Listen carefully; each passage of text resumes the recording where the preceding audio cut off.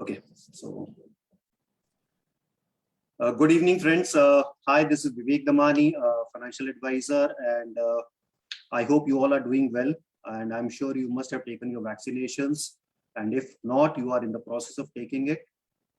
Even though if you've taken, I would request you to please follow the COVID behavior, COVID appropriate behavior in the larger interest of the society.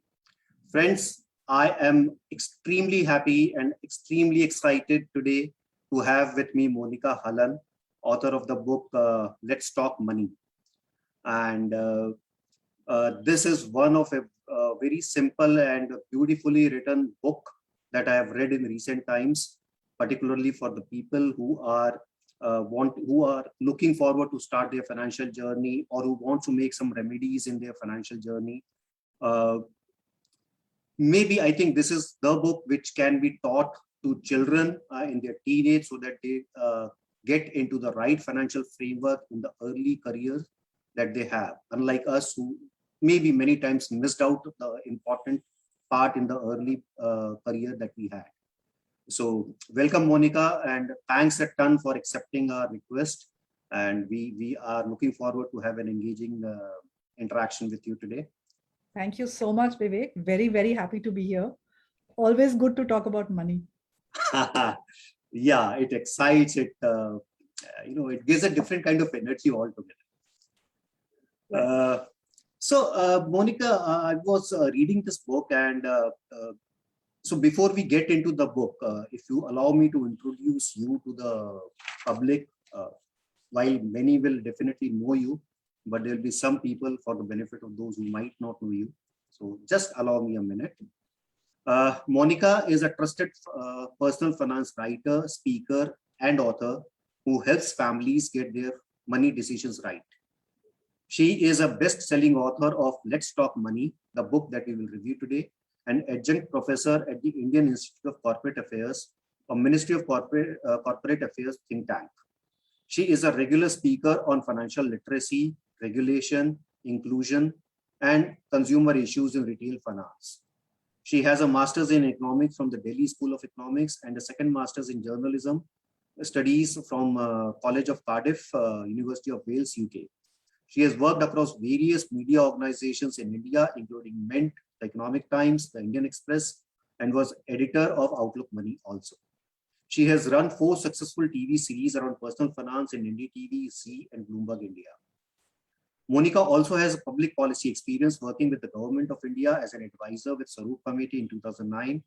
She was also a member of the Ministry of Finance Committee on Incentives, that's the BOS Committee, has been a member on the SEBI Mutual Fund Advisory Committee since 2010.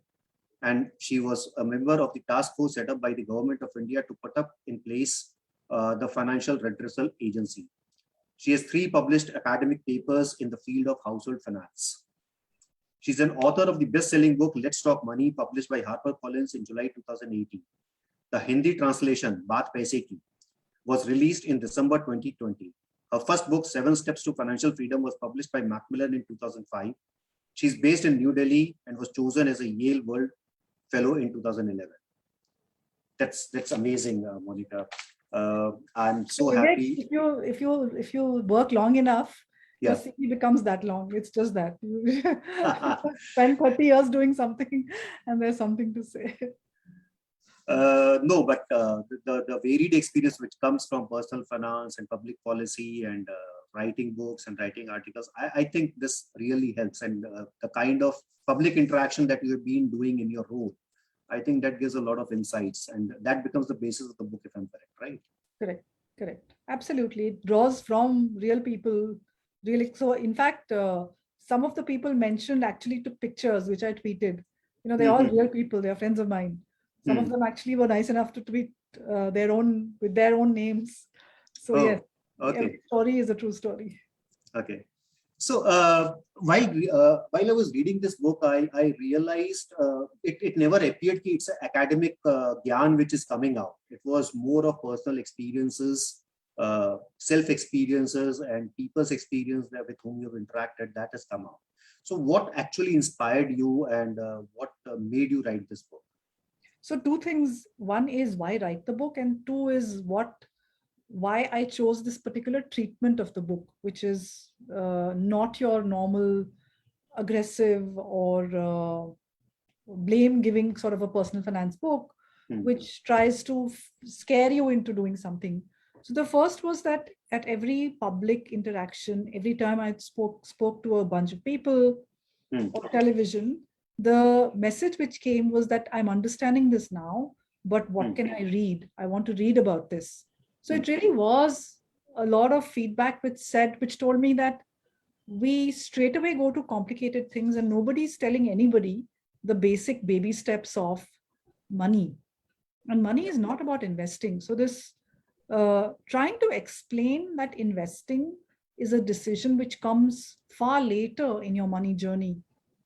Just putting that down, I thought was very important, because when people watch a lot of broking shows like on CNBC and all, and they have their own role, I'm not saying for a moment that they're not important. But when average retail investors watch those, then they get confused as to what is speculation and what is investing. So some of those thoughts were in my mind when I decided that, okay, I think it is time that I've been speaking about this, that maybe I should put it down into a book. And then comes the treatment of the book. So this easy flowing stories and anecdotes and trying to weave in real life into money is really how I look at money. We cannot separate it out from our lives. It is, in fact, the way that we react to money or deal with money has its roots in our upbringing, whether you had a strict home or whether you had a liberal home, what kind of, how money was used within the family, either as an incentive or as a stick or as something which is used as a blackmailing instrument. The power equations in a house also rest with who has that money power. So it is a very deep rooted part of our psyche, how we react to money. And any book which doesn't take into account this deeper part of our lives with money and understands that each of us does what we can basis our early experiences loses that humanness about money. Yes, so investing is asset allocation, diversification. We all know that. I mean, there's nothing new that I can tell you that, asset allocation you should do. Okay, yes. But, the psychology of an asset allocation, the fact that you have to decide on a particular day that this is the amount of risk I'm willing to take. A lot of conversations you would know break down at that point, because you're going to put your money where your deep-seated fears are. So that was really the tone of the book. Really wanted to keep in mind, one, the Indian context. I've always felt that all the foreign books are very good, excellent. But as a country, we have very different experiences. Our relationships with the family are so different. The way that we think of inheritances are so different. We don't disinherit children, whatever they might do. There's a whole lot of different attitudes to family that Indians live through. That has to get woven into any conversation on money. So those are some of the points that I wanted to keep in mind as I wrote. So it's really been written from the heart. I really, really wanted to reach out and say, it is not that tough. I know it's a very bad marketplace. I know you're doing what you can. Here is a little bit of help. That's it. No wonder this has come out so good. So now coming to this aspect, what you were talking about, a lot of people get into the tone of investing directly, and because they don't understand the basics, or they were not being told the basics, not that they are at fault, they wanted to get into different realm altogether, but they were not being taught about it. They were ignorant about it. If we talk from today's context, when the Nifty is soaring high day on day, a lot of people are actually looking at breaking those fundamentals of the asset allocation and putting more money into equities, and trying to make more money in the shortest possible time. And when you started your book, you started with cash flows. And I love those concepts of, the three accounts that you created. It was so simple and so effective. While as a financial planner, we will always talk of, you do savings and you create a budget and you do this thing. It was such a practical concept. Without doing anything, you're still doing many things. Plus it it impacts your psychology, because okay, with this money I have to touch, this I can't touch. So what would you say, where should the person start from, and how cash flows are important in the life of the in the financial journey of the person? Yeah, so again, it's come out of my own experiences. It's come out of looking at people struggling to implement their plans. It's coming out of feedback which said that I don't know where my money goes. I don't have any money to save. And the same people, if you ask them, can you do 10,000 rupees a month? I can do 20. So this disconnect between what they can actually do and what they were doing was very stark.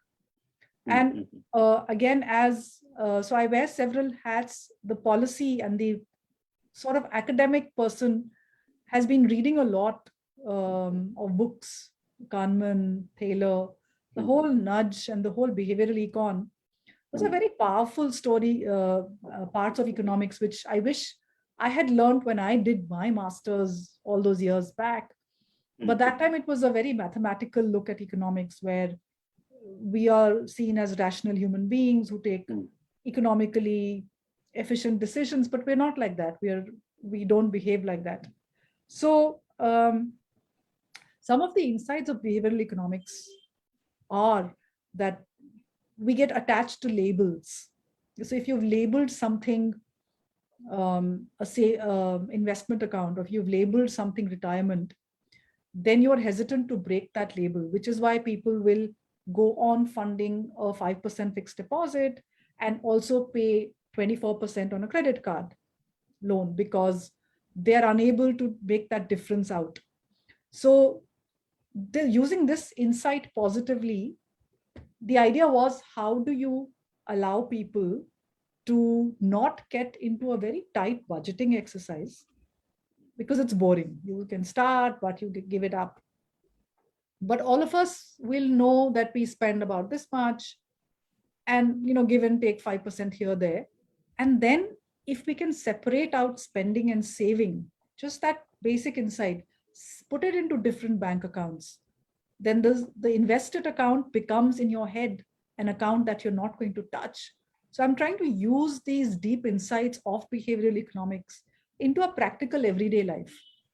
So that really was the intention, that let's just make it easy. Let's make it simpler, so that you don't have to struggle all the time to say, oh, I was going to save this much, but I have that much. It was just cleaning it up. So somewhere I think my own persona as a person who likes a very neat life. I don't want things mixed up. It all has to be ordered in its place. That sort of extends to the money box as well.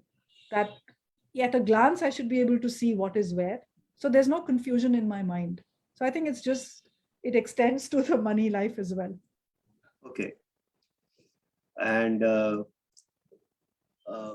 should, in that case, a person get into the exercise of budgeting? Or purely personal, Vivek. So the way that I've written the book is that each of us is unique. What you can do is take the broad lessons from the book. It's giving you a direction, north by northeast, wherever. But then the exact road that you want to travel, you can decide. So there are some people who need the discipline of budgeting, a very tight budgeting, because they're unable to control their spends. A more financially stable or a more mature person, financially mature person, doesn't need this restraint of a budget which says you can only spend this much on eating out this month. Right? It's very useful for a person who's unable to contain that behavior.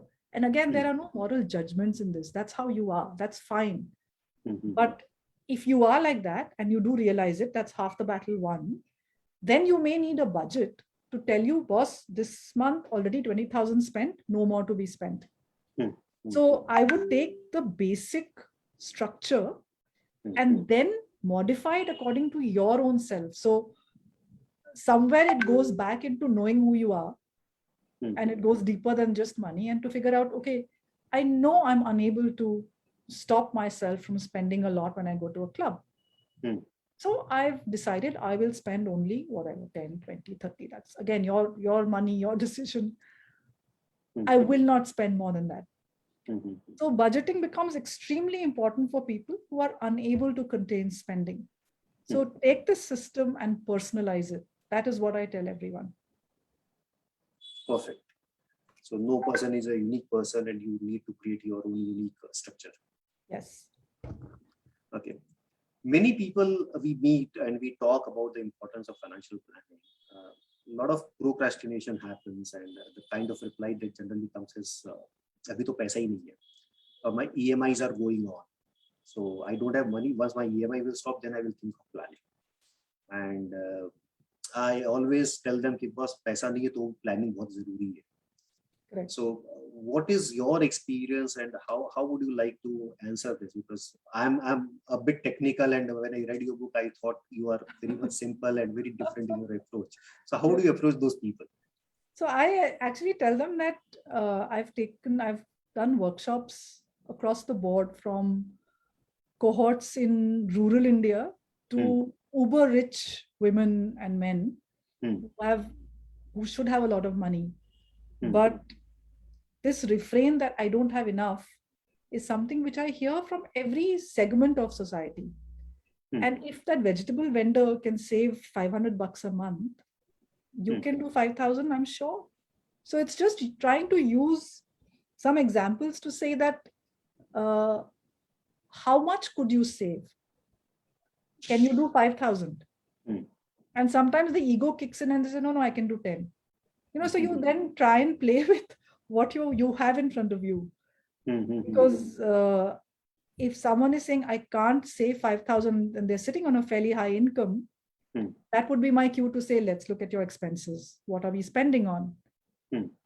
But my experience has been that if you give such a number like a 5,000, and I'm not talking of an entry level 25-year-old person, but by mid 30s, to a person living in urban metro, saving $5,000 should not be such a problem. I think you should be able to save that much more.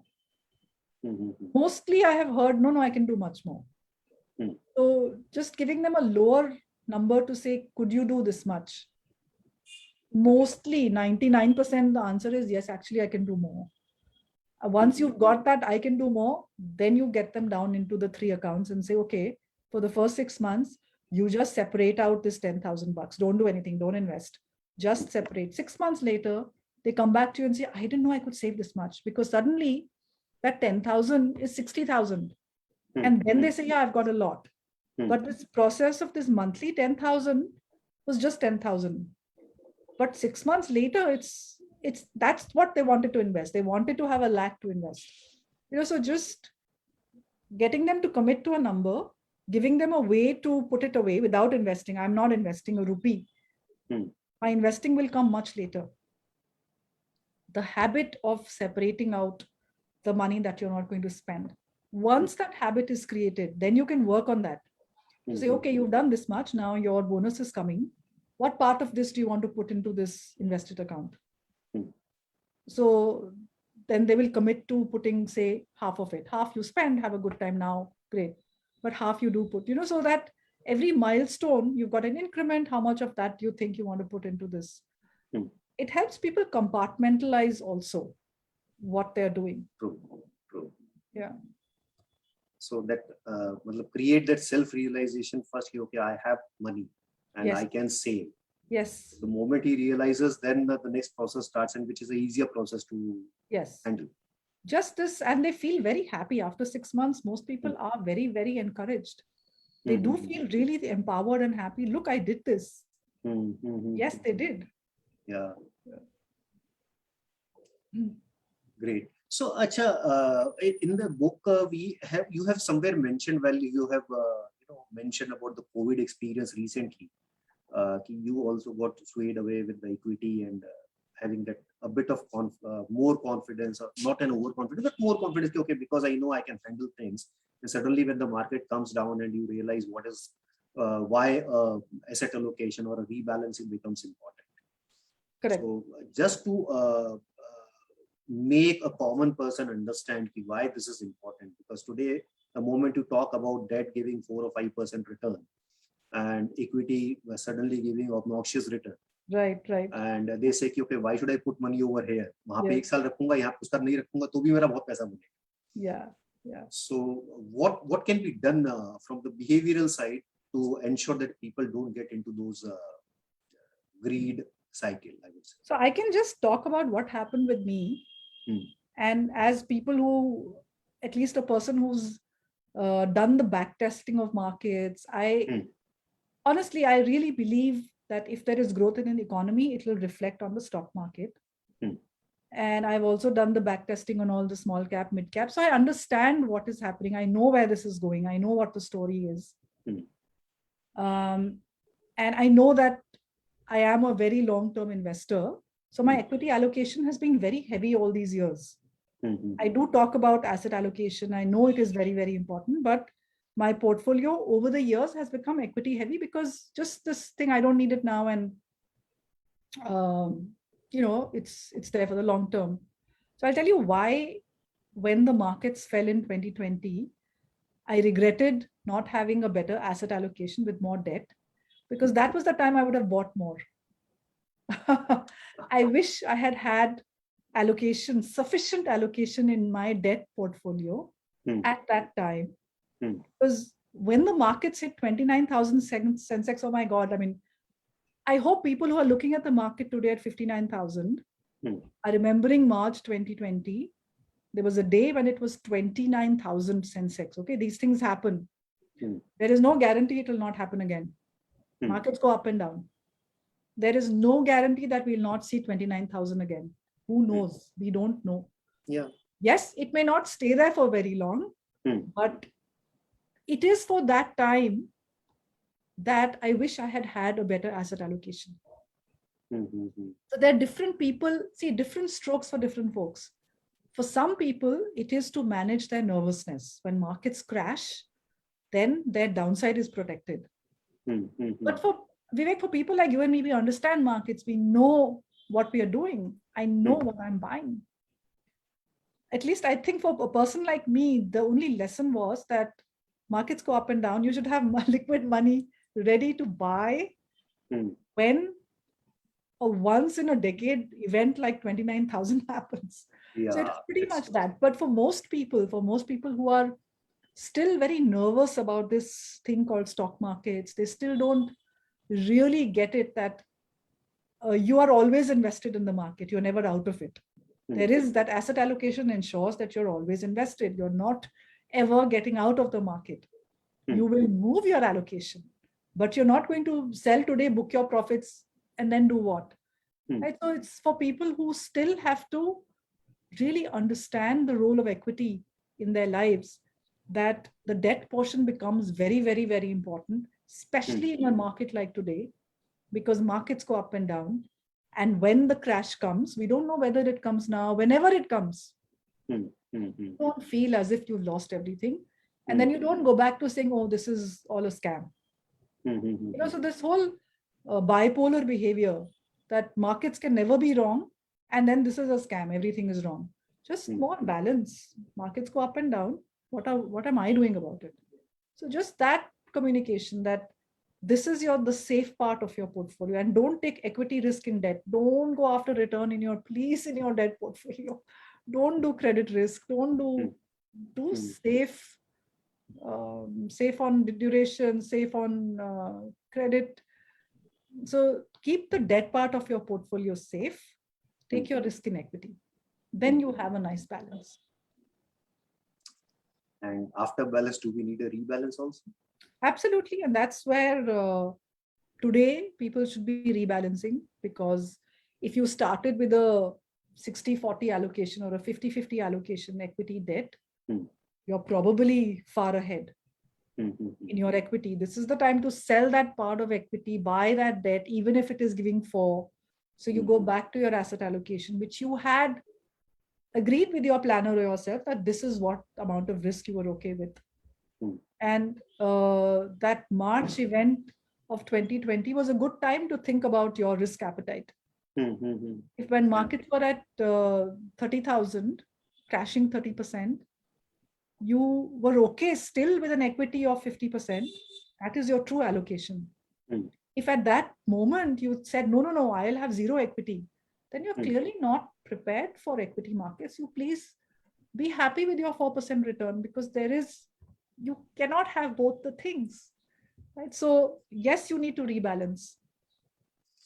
Nobody can tell you when the markets will crash.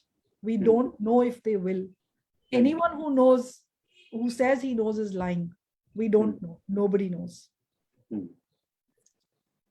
A lot of time we see a lot of investors when we talk about what exactly are your expectations, and they would say, okay, I need maximum returns with maximum safety and complete liquidity.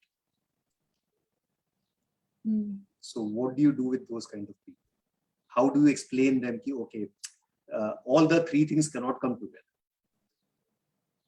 Correct. All the three things, I mean, that's the law of finance, that the only product which could come there will be PPF, but it doesn't give you liquidity. Yeah. So public provident fund. One thing will be missing. One thing will always be missing.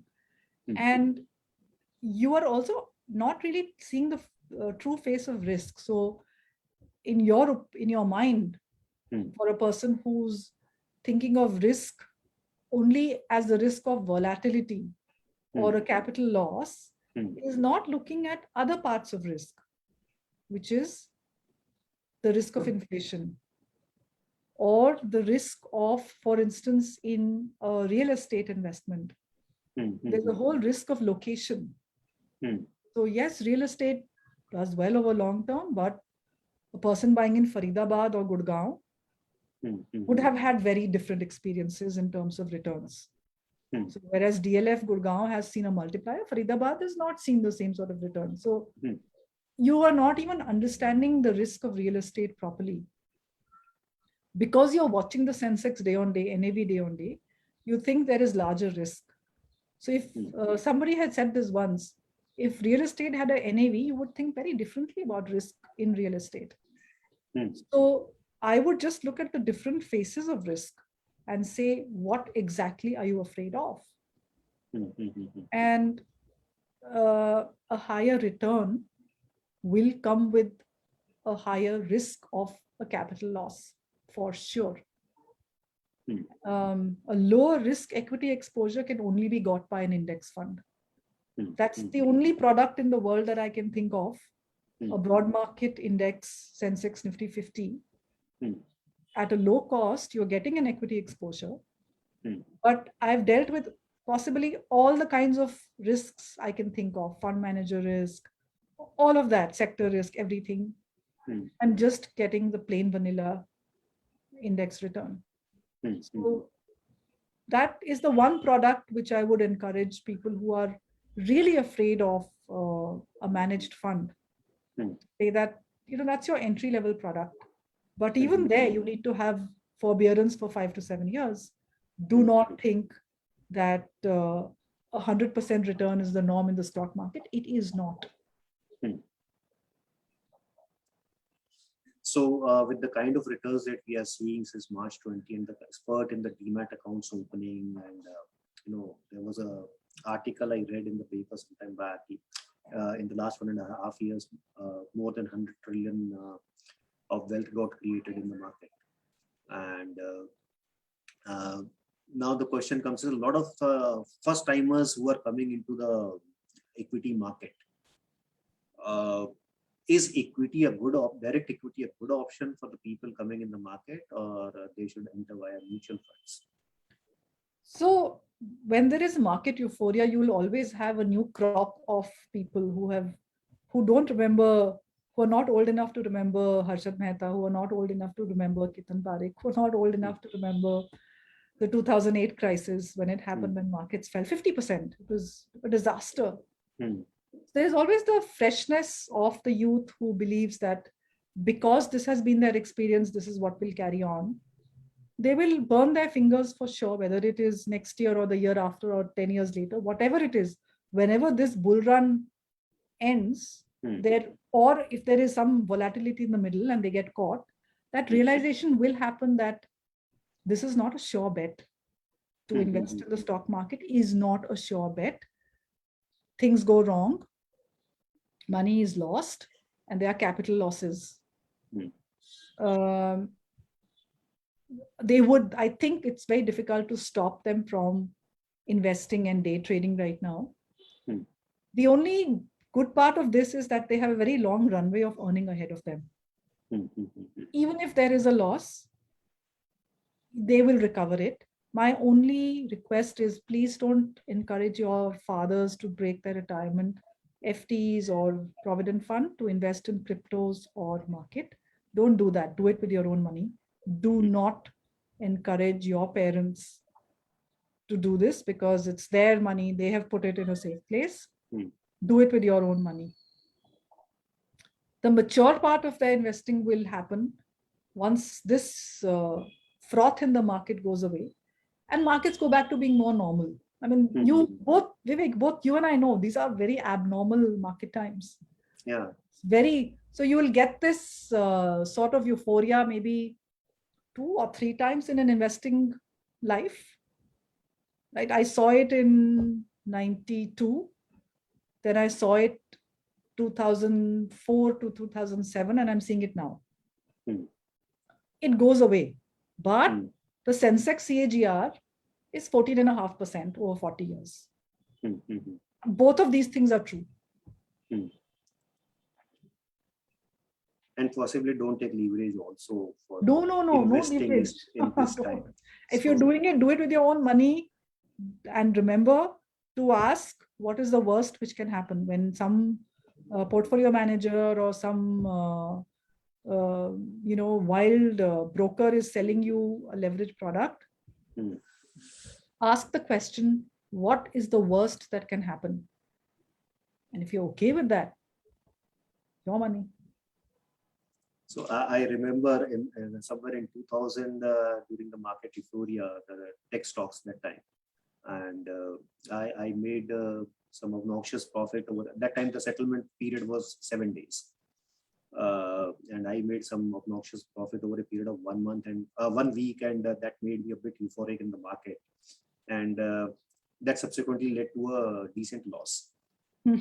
And that was the time when my broker said, now that you've made a loss and you paid your fees to the market, now you will never make losses in the market because you know now what to do and what not to do. Right. So I hope these things doesn't happen with the new set of people. And so let's see. While reading the book, I got a feeling, okay, this is the book which should be introduced in the curriculum or the academia for people, for teenage students to read and to understand how they can create a strong financial ecosystem once they start earning. Right. I also talked to a couple of parents who always lament, okay, that we don't have anything taught in the school as far as personal finance is concerned. Can we do something wherein this thing comes in, and even if it doesn't come in the academia, at least do you think the parents should start teaching personal finance to the children? Because that is the great thing which I think is missing somewhere. So parents, if they don't have to teach, they have to be. If they see financially prudent behavior in the home, you will have financially prudent kids. So rather than trying to teach, I think just include the children in the conversations. Rather than protecting the children from this bad thing called money, which middle class India still, we've got very ambivalent attitudes towards money. So the dinner table conversation will be, you should do well. But if the child says, I want to be rich, then there's this whole, there's a problem. The parents will not be happy to hear a kid say, oh, my goal is to be rich. We are still associating corruption and crime with wealth. That may have been the case in the 70s, 80s, but this decade, I think, is different. So probably we need to allow kids into the money conversation, be part of the conversation, and the lessons on money are then imbibed through example rather than a lecture.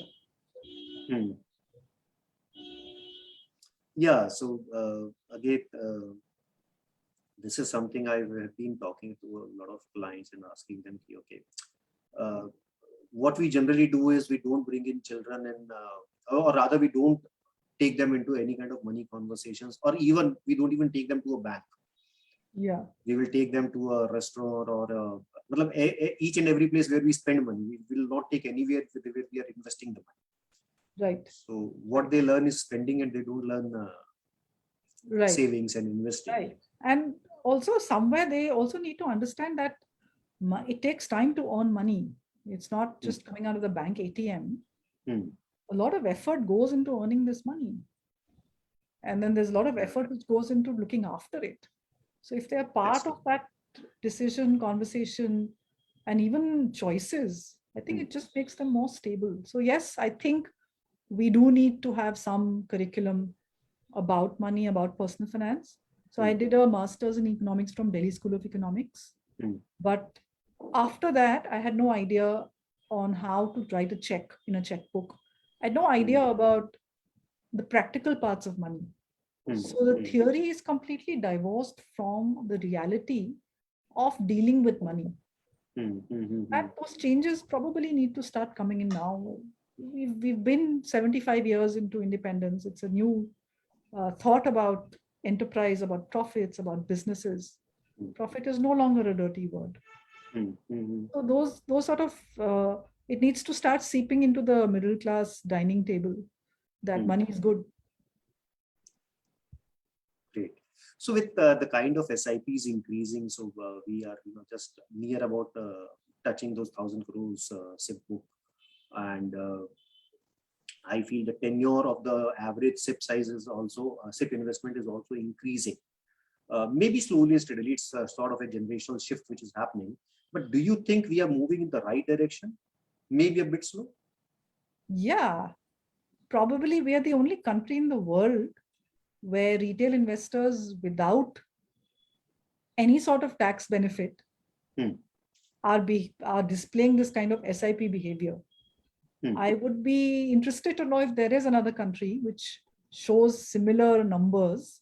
So I think it's to the credit of both SEBI and the mutual fund industry that the product today is largely free of manipulation in terms of selling. So of course you will have accidents, of course you will have sharpshooters, but are most of the road rules clear? Are most of the problems with the structural product over? Yes, I think so.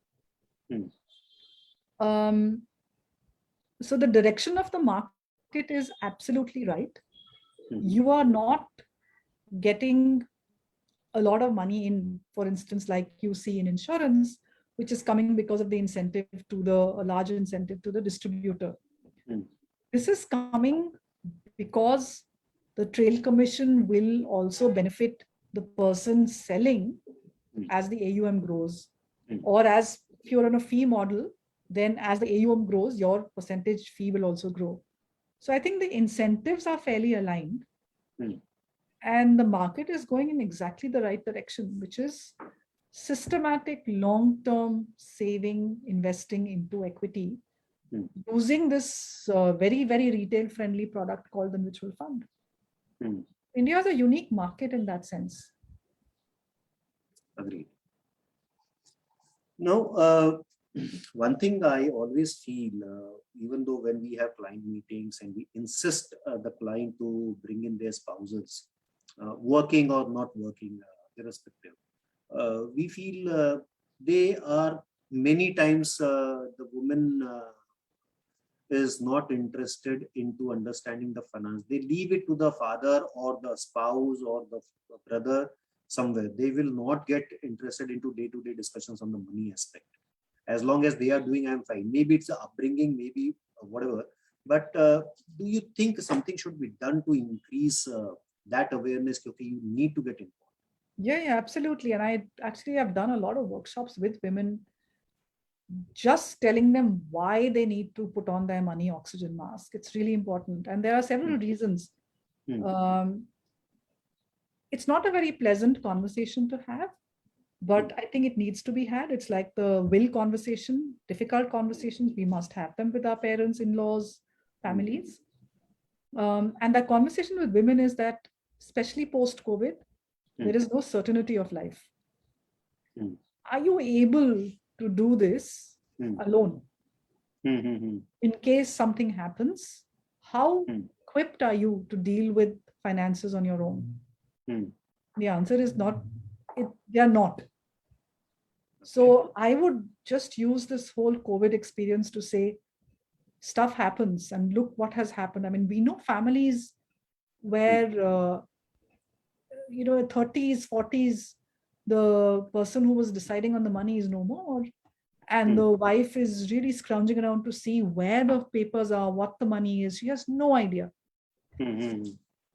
So I would actually, this is one place where I would use a little bit of a fear factor to say, you don't know what the future brings.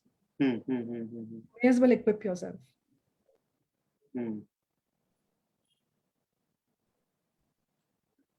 So I think like we have investor awareness camps, we should have women awareness, financial awareness camps. Absolutely. I really do a lot of these workshops with women, corporate workshops.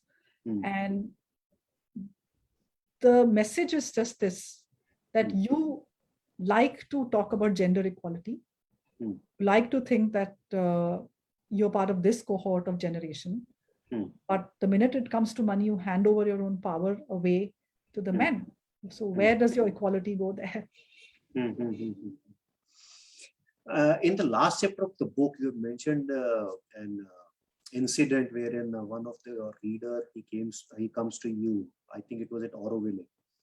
And so it's a unique feeling when someone comes and says, okay, you helped me change my life.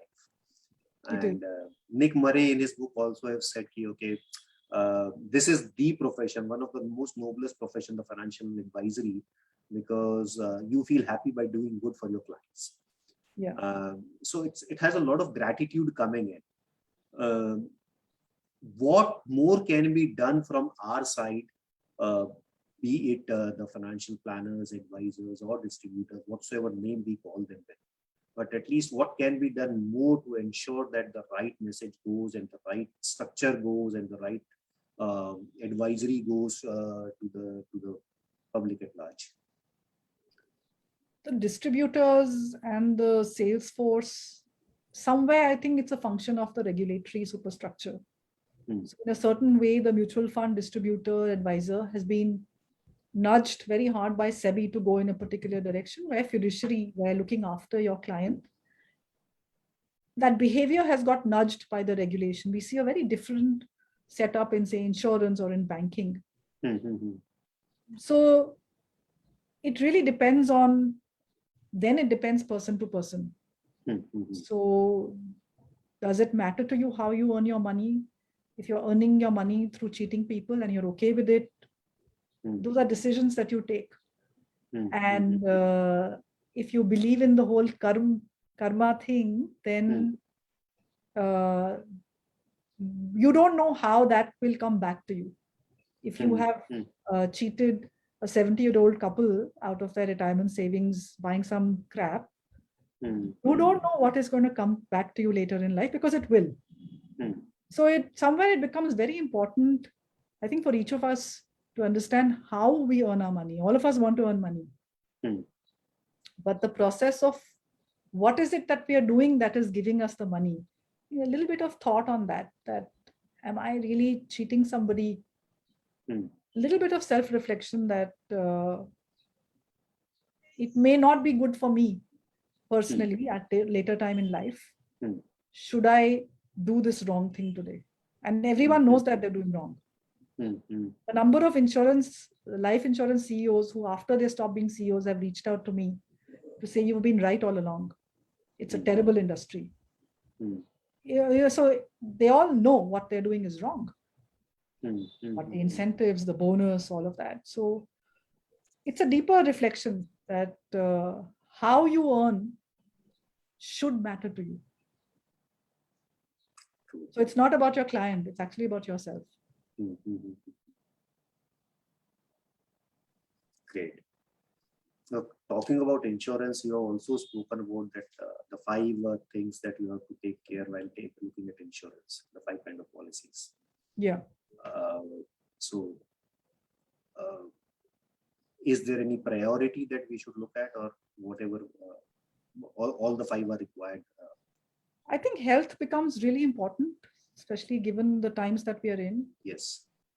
Life policy for a principal breadwinner to take you till the point that your retirement corpus is in place, Hmm. your term, then your accident insurance. A lot of life policies are giving you embedded accident insurance. So you could Yeah. take one of those. Then vehicle insurance, most people have, home insurance. Again, we are getting into territories of very extreme weather events. Hmm. So it's a good idea to be insured because all the money that you have put into the house, Hmm. buying all the fancy Italian tiles, all that, it'll all go off if there's Hmm. a major weather event. So, what is it that you can insure? What is it that you get back? So, those basic insurances need to be in place. Hmm, hmm, hmm. I was reading a post. Well, this is slightly on the lighter side, but I was reading when you said about Italian marble. I just thought about reading some post. You have Patthar to Hindustan maybe. So, what Yeah. is it all about? No, I'm just saying that, I've been in the market for some of these things, Huh. and I'm quite amazed to see how you are nudged into buying Italian marbles, Norwegian stones. And my only question to the salespeople has been that we don't have stones in India. They said, "नहीं, madam, वो मांगते हैं बाहर का." And it's probably 3 seconds of showing a guest these are Italian marbles. I mean, seriously, Hmm. why? And so what you don't know is that the Indian entrepreneur is just too smart. Hmm. So what they are doing is, so people want Italian tiles and all that. So the main cost is labor in putting the tiles together. So they're importing Italian mitti, all the mud, the stuff which become. So they Hmm. import shiploads, Rajasthan, Gujarat, Hmm. and the tiles are being made here. Hmm. So yeah, the mud is Italian, but they're being made here. It's really like, what is it that you are buying and for what? So it Hmm. comes back into your own feeling of adequacy or inadequacy about money, Hmm. that displaying a Norwegian tile makes you feel superior, then you need to question why. India is not good enough, is it? So, can we link it with an exotic product along with a basic product? For example, For example, here, a lot of people or an institution would sell an exotic product to a client, right? maybe a Nifty linked product or something, some structured product or something. Yeah, yeah. However, for majority of the people, a simple basic product is good enough. Right. Absolutely. I mean, after 5 days, you're not going to notice that Italian marble. Hmm. It's just one more stone in your bathroom, right? Yeah. So it's a practical way of looking at life and saying, why do I want to pay 4 times more Hmm. Hmm. Hmm. for something which doesn't really matter so much? Hmm. Great. So one last question before we end the discussion, and this question I generally ask everyone is, when is the next book expected? Okay, the book actually has been in writing for a while. This is on Okay. mutual funds. Uh-huh. Just a lot of personal events because of which it keeps getting delayed.